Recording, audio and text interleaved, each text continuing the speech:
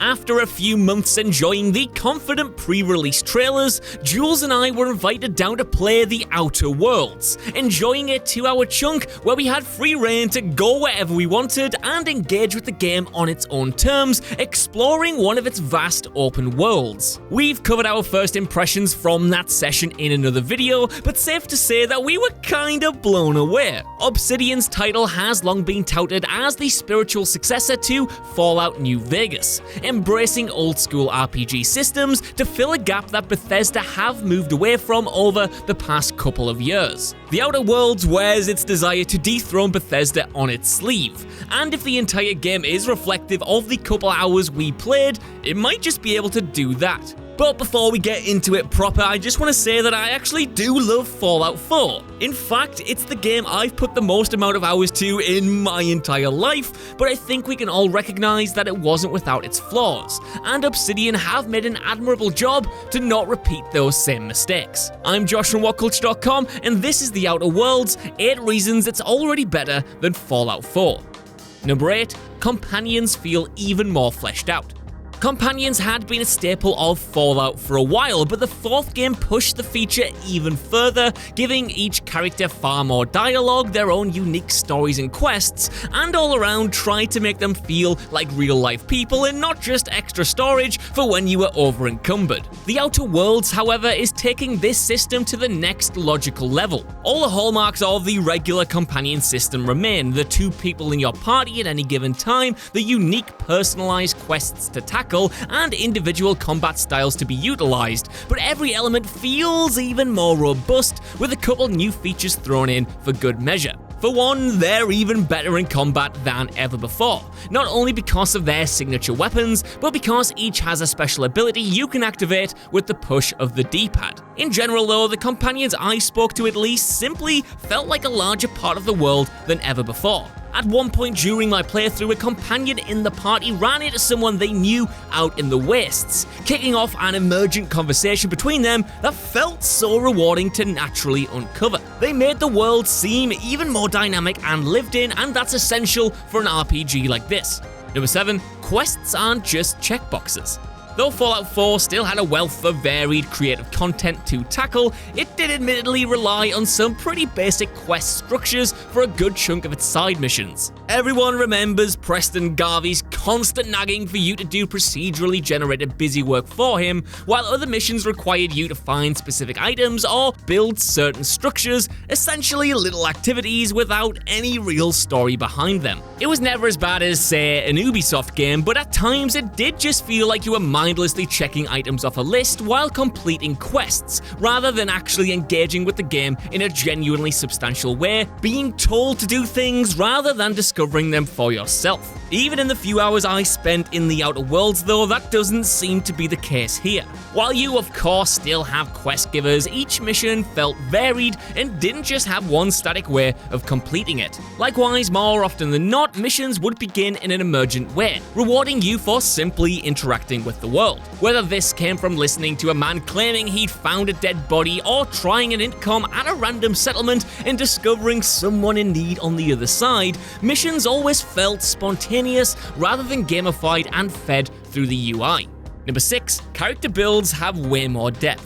While aesthetically no 2 people who played Fallout 4 would look identical, they probably would have ended up with pretty identical character builds. Instead of letting you tweak individual stats each time you leveled up like in Fallout 3, the sequel instead tied your attributes to the special system, and then used perks to incrementally increase attributes like accuracy, power, and defense. It was fine, but it felt a little limiting and a step back from the previous games, encouraging you to be a jack of all trades rather than building a specific character with strengths and weaknesses. The Outer Worlds, however, essentially adopts the same system as New Vegas, giving you a certain amount of points with each level to directly increase specific attributes, which are also boosted by naturally using them. Likewise, the perk system gives you an extra boost, allowing you to unlock certain gameplay changes or buffs to features like inventory space and cooldowns. Throw in the floor system as well, which actually lets you trade off permanent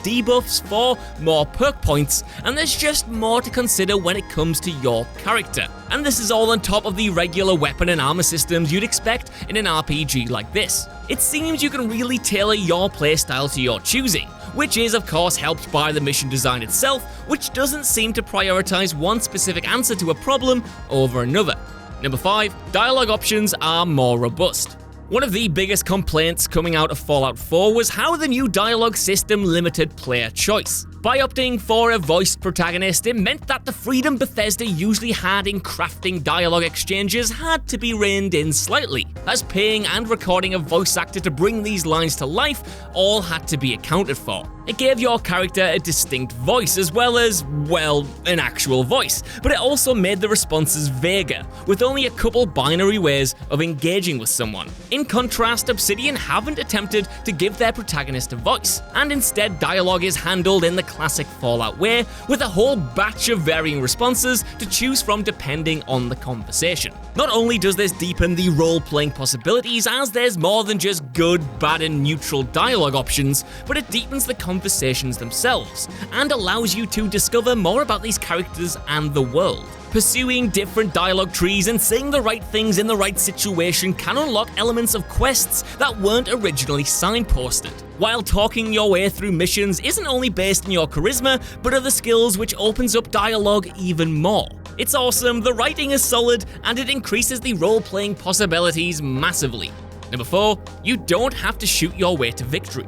Complementing the robust dialogue system is the design of the quests themselves, which thankfully factor in a whole bunch of solutions that aren't just shoot the man to win. Fallout 4 sadly suffered from this kind of quest design, and for all its bluster that you could play the game any way you wanted, it struggled to support approaches to missions that weren't combat-based. While the Outer Worlds hasn't remedied this entirely, as a lot of the exploration outside of missions will no doubt have you running into gangs of aliens or mercenaries that need to be forcefully put down, for the most part there's a whole bunch of freedom inside quests to complete them without firing a shot. Whether that's by simply using stealth, talking your way through problems, making use of tech skills or natural charisma to pass speech checks, or using your wits to effectively vacate an area to complete your objective. For instance, in one mission it was possible to hack into a pump system and gas the marauders inside. There's always a multitude of ways to go about finishing quests. Hell, the solution to one mission after finding someone stuck behind a locked door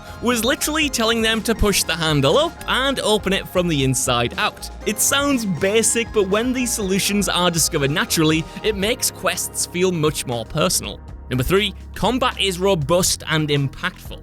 However, while you don't have to shoot your way to victory in every single quest, you might actually want to, because the combat in the Outer Worlds is surprisingly good. Not only was the gunplay the weakest element of both Fallout 3 and New Vegas, but Obsidian haven't tackled a big open-world shooter like this in the years since working on Fallout, so there was some worry that the gunplay might have felt a little undercooked or secondary to the exploration and dialogue options. Fortunately though, that is not the case, and everything from the weight of the weapons to the fluidity of movement makes engaging in combat a complete joy. The enemies are varied, with plenty of colourful aliens to take on as well as your regular goons with guns, and there's a decent amount of tactics to consider both during and before gunfights. The weapons as well are varied and customizable, while the explosive gore is enough to shock even long-time shooter fans. Melee is similarly punchy, and there's some devastating tools of destruction you can get your hands on to crush enemies with.